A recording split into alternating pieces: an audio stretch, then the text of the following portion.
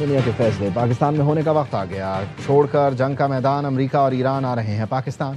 ایرانی اسپیکر باقر قالباف کی سربراہی میں اعلیٰ سطح کا ایرانی وفد اسلام آباد پہنچ گیا۔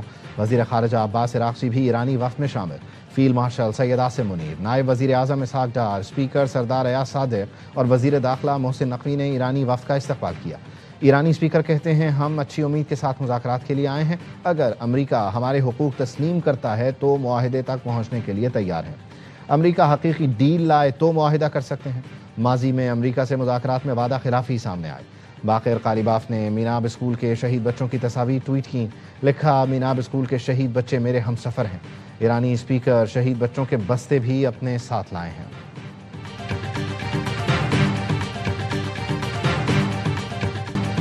امریکی نائب صدر کچھ دیر میں اسلام آباد پہنچیں گے۔ امریکی وفد میں اسٹیو وٹکاف اور جیرڈ کوشنر شامل ہوں گے۔ جے ڈی وینس ایران سے مثبت بات چیت کے لیے پر امید، کہا مثبت مذاکرات چاہتے ہیں، ایران مخلص ہے تو ہم بھی کھلے دل سے بات کریں گے، اگر ایران نے ہمارے ساتھ کھیلنے کی کوشش کی تو ہم بھی کمزوری نہیں دکھائیں گے۔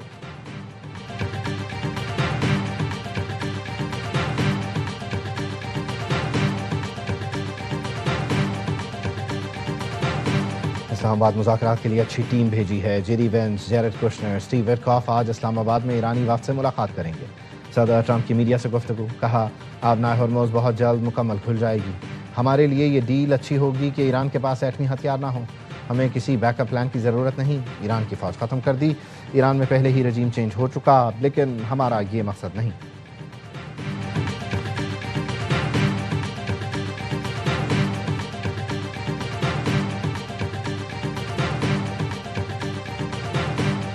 ڈیزل کی قیمت میں فی الفور 135 روپے فی لیٹر کی کمی کا اعلان کرتا ہوں۔ 385 روپے فی لیٹر آپ کو ڈیزل مہیا ہوگا۔ پیٹرول کی قیمت اس میں آج مزید 12 روپے کمی کا اعلان کر رہا ہوں۔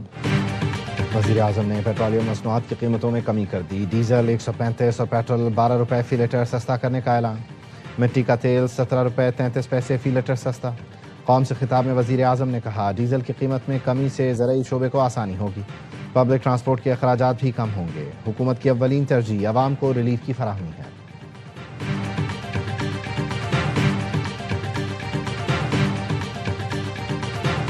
پاکستان کو اللہ تعالیٰ نے میزبانی کا یہ جو شرف عطا فرمایا ہے، یہ صرف پاکستان کے لیے نہیں بلکہ عالم اسلام کے لیے لمحہ فخریہ ہے۔ خاص طور پر فیلڈ مارشل سید عاصم منیر اور ان کی ٹیم کو دل کی گہرائیوں سے تحسین پیش کرتا ہوں، جنہوں نے انتھک محنت کے ذریعے جنگ کے شعلے بجھانے اور فریقین کو مذاکرات پر راضی کرنے کے لیے ایک کلیدی اور تاریخ ساز کردار ادا کیا۔ اسلام آباد میں مذاکرات پاکستان نہیں عالم اسلام کے لیے فخر کا لمحہ ہے۔ خلیج میں اب جنگ نہیں امن کی باتیں ہو رہی ہیں۔ وزیر اعظم شہباز شریف کہتے ہیں میری تجویز پر امریکہ اور ایران نے عارضی جنگ بندی پر اتفاق کیا، میری دعوت پر دونوں ملکوں کی قیادت اسلام آباد آ رہی ہے۔ جنگ بندی کوششوں میں اہم کردار ادا کرنے پر نائب وزیر اعظم اور فیلڈ مارشل کو خراج تحسین پیش کیا۔ جنگ کے شعلے بجھانے میں فیلڈ مارشل کی خدمات تاریخ میں ہمیشہ سنہرے الفاظ میں یاد رکھی جائیں گی۔ وزیر اعظم کی سینئر وزیروں اور دیگر حکام سے مشاورہ، شہباز شریف نے کہا ہمیں امن کے لیے دنیا کی حمایت حاصل ہے، جیت امن اور انسانیت کی ہوگی۔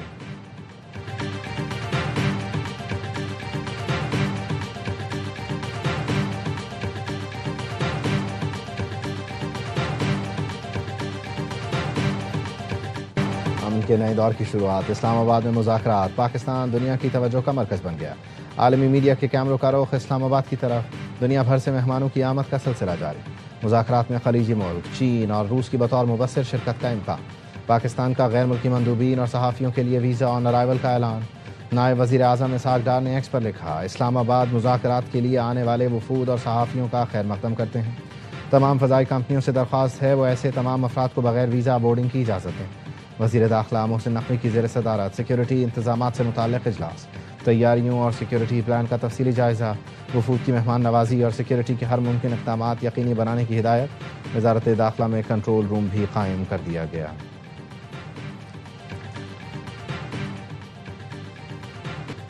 آبنائے ہرمز سے امریکی جہاز گزر سکتے ہیں، مذاکرات کے آغاز سے پہلے ایران کا بڑا اعلان۔ ایران کے نئے وزیر خارجہ سعید خطیب زادے نے ایرانی میڈیا کو بتایا امریکی جہاز بھی آبِ ہرمز سے گزر سکتے ہیں مگر اس وقت تک جب تک کہ وہ کوئی دشمنی پر مبنی طرز عمل اختیار نہ کریں۔ آبِ ہرمز کھلی ہوئی ہے، تکنیکی وجوہات کے باعث جہازوں کے لیے ضروری ہے کہ وہ ایرانی افواج کے ساتھ رابطہ رکھیں۔ ہم آبِ ہرمز میں محفوظ راستوں کے ذریعے ان کے محفوظ سفر کو یقینی بنائیں گے۔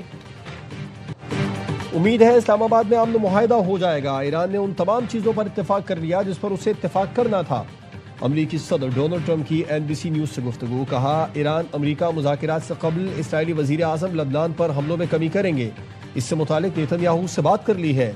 ایرانی عہدیدار جب میڈیا سے بات نہیں کرتے تو مناسب نظر آتے ہیں۔ امریکی صدر نے ٹروتھ سوشل پر لکھا کہ ایران آبنائے ہرمز سے تیل کی نقل و حرکت پر بہت خراب کام کر رہا ہے، یہ وہ معاہدہ نہیں جو ہمارے درمیان طے ہوا تھا۔ ایران کو شاید سمجھ نہیں کہ اس کے پاس کوئی مضبوط کارڈ نہیں۔ ایران عالمی آبی گزرگاہوں کو استعمال کر کے وقتی طور پر دنیا سے بھتہ لے رہا ہے۔ صدر ٹرمپ کا ٹروتھ سوشل پر پیغام، لکھا ایران آج صرف اسی لیے بچا ہوا ہے کہ وہ مذاکرات کر سکے۔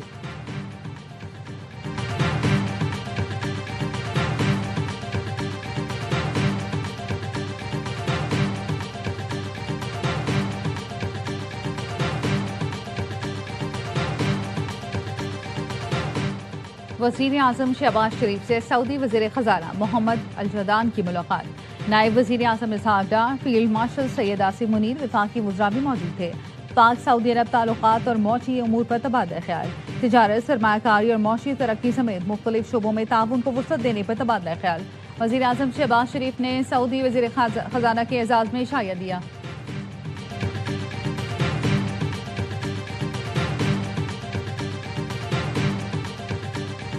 وزیر اعظم شہباز شریف اور برطانوی وزیر اعظم کے درمیان ٹیلی فونک رابطہ۔ کیئر سٹارمر نے جنگ بندی میں سہولت فراہم کرنے پر پاکستان کے کردار کو سراہا۔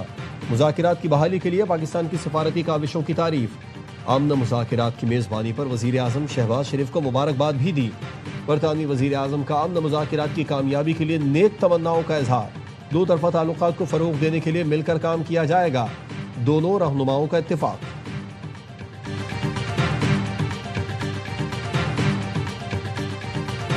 I think that the international community doesn't have a plan B. Our plan A needs to be achieving a peaceful resolution to this conflict. It's up to us, it's up to the disputing parties, it's up to all the countries who would like to see this issue resolved peacefully.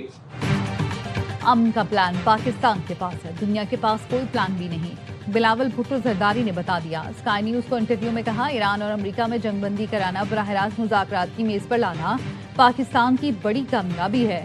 دنیا کی نظریں اسلام آباد آنے والے وفود پر لگی ہیں، پر امید ہے دونوں فریق امن کے لیے مذاکرات اور سفارتکاری کا راستہ اپنائیں گے۔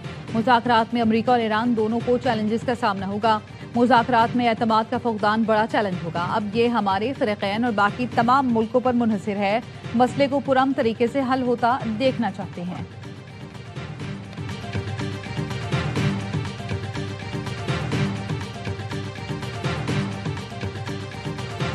دیکھیے، تمام تر سہولیات جو کسی بھی صحافی کو ضروری ہوتی ہیں اپنے فرائض سر انجام دینے کے لیے، وہ دی گئی ہیں، اور اس میں یہاں پہ ہائی سپیڈ انٹرنیٹ کی فیسلٹی ہے، اسکرینیں نصب کی گئی ہیں، پوری دنیا سے کوریج آ رہی ہے، کمپیوٹرز، پرنٹرز، کھانے پینے کا یہاں پہ انتظام کیا گیا ہے، پوڈ کاسٹ اسٹوڈیو بنائے گئے ہیں، کوریج کے لیے بوتھس بنائے گئے ہیں، تو every possible facility is being provided.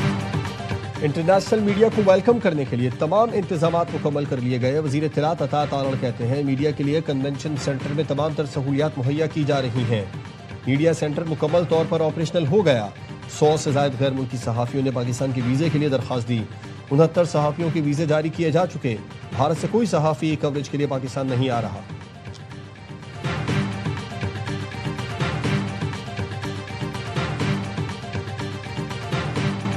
Pakistan super league میں سندھ ڈربی، صوبے کے دو بڑے شہر کراچی اور حیدرآباد آج پہلی بار ٹکرائیں گے۔